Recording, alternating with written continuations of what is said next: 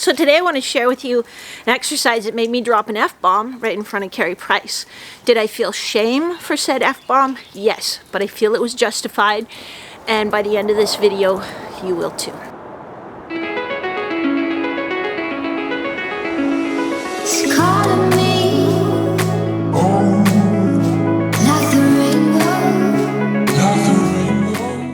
So I used to do a lot of dumb things 20 years ago. This was one of them. Thankfully I've stopped. You should stop too. Let me go through all the reasons why goalies shouldn't be standing on a stability ball. So is standing on a stability ball in the snow the smartest thing I've ever done? No. But I did it to prove a point. I did it to prove the point that it actually isn't that hard to stand on the ball. I haven't done it probably in 15 years, and it's not that bad. The thing is, it's a balance thing. So you practice it for 20 minutes, 30 minutes, and you get the balance, and then that's that. So I want to see a show of hands right now. Put them up high. How many of you think that standing on a stability ball is actually good training for a goalie? That it somehow trains your balance or your core stability? Hands up.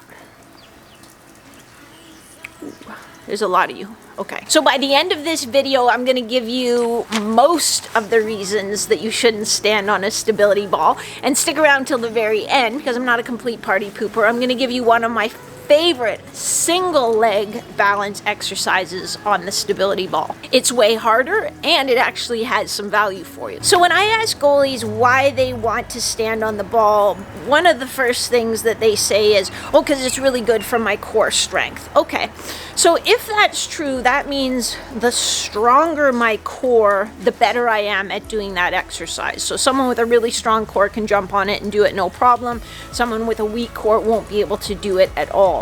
And that simply isn't true. You can stand on the ball without, your abdominal muscles engaged almost at all. I mean, there's going to be some postural correction, but it doesn't, if I engage my abdominals or don't engage my abdominals, it doesn't really change or have an impact on my performance. So that's not quite true. The other thing to keep in mind is that the kind of core stability a goalie needs is dynamic core stability. So we don't have to just, be rigid and stay still. We need to be able to lead with our head and our shoulders, and then use our abdominals to sort of help snap our hips around and as we drive in the direction that we need to go to make the next save. And that really isn't what gets trained on a stability. When you look at it, you're like, yeah, you're just kind of standing there. The second thing goalies will say is that, well, it's good for my balance. Well, it is a good balance challenge, no argument there whatsoever. But if we look at the position your feet are in when you're standing on the ball, they're side by side. It's actually a fairly narrow stance because you're on a ball.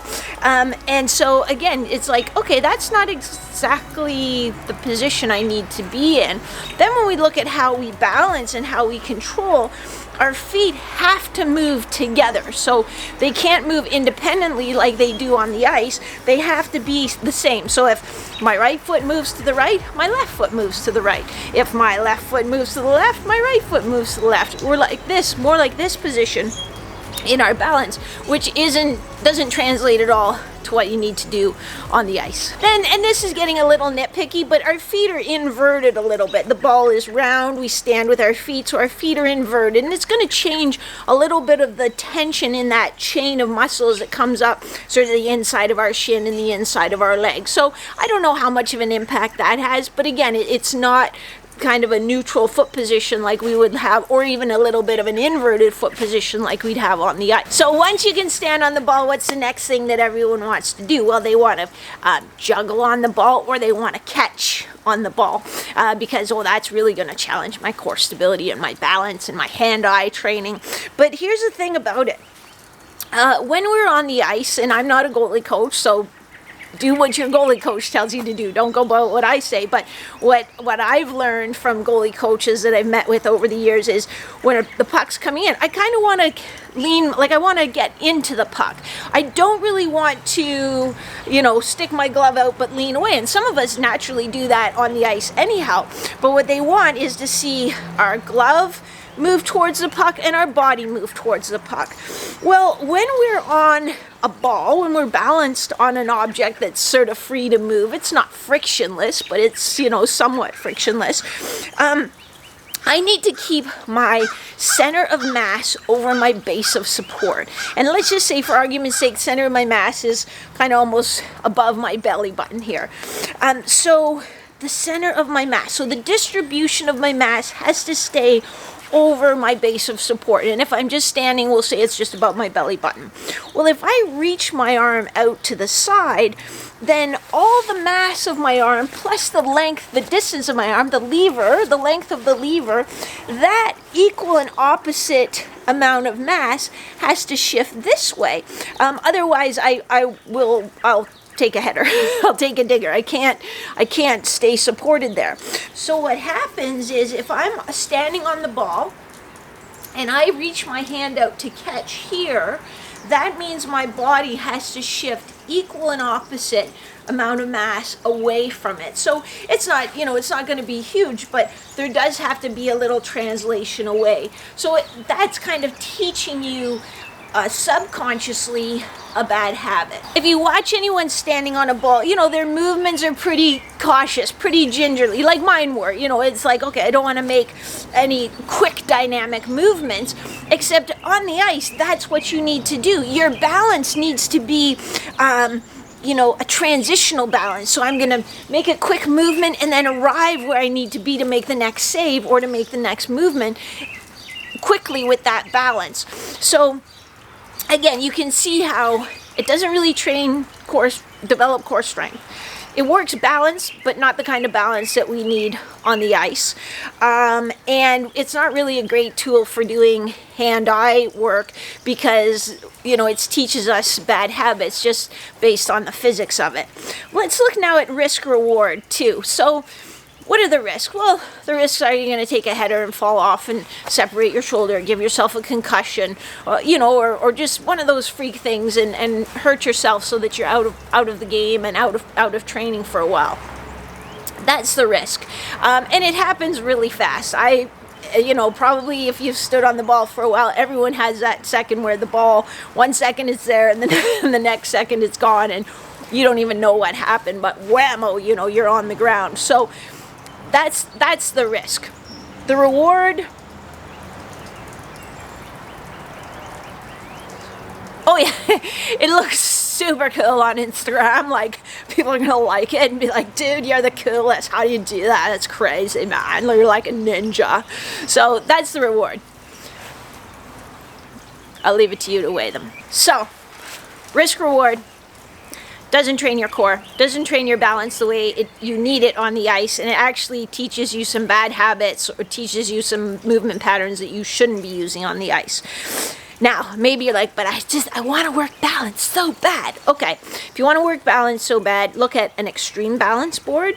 It's way harder to balance on than a stability ball. Look at an Indo board, same idea, much harder to balance on, and you can do some kind of quick movements and stabilization movements. I'm not in love with any of them really, because again, it's a little bit, you know, your 2 feet move together. But I think they do have value at certain times. So that's where I would direct my energy there. I like the little balance pods. So they're just like about this big around, sort of semicircles. They're flat on one side, rounded on the other.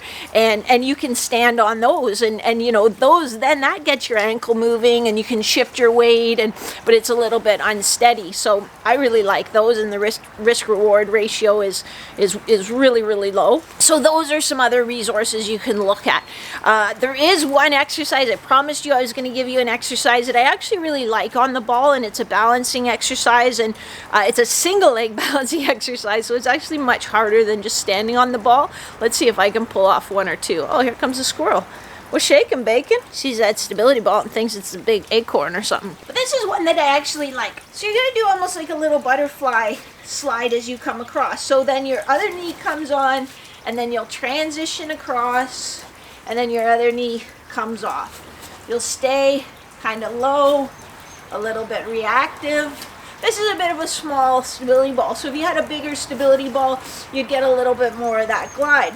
But one thing that makes this one a little bit harder is if when you come across, you stop on that single leg, and I'm cheating a little bit by keeping this in contact, but my foot is off the floor. So if you're ready to stop wasting your time trying to learn how to stand on a ball and ready to start giving your body the tools you actually need to stop more pucks, you can let your fingers do the walking over to your app store.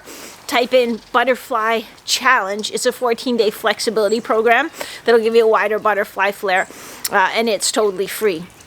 So I hope that made sense. I hope you now sort of understand, oh yeah, that really doesn't help me be a better goalie. I'm interested, does anybody still think standing on a stability ball is good training for a goalie other than looking cool on Instagram? That's something completely different. Anyone? Not so much. So my next suggestion is that you hit the like button, you hit the subscribe button. If you're subscribed, hit the bell so you know about videos before anyone else. I'm going to go back inside, and because my hands are freezing to death because somehow it's May, but it's still snowing. I'll catch you next time. And yes, I was totally standing next to the fence so that if I started to fall, I wouldn't completely kill myself. I'm not an idiot.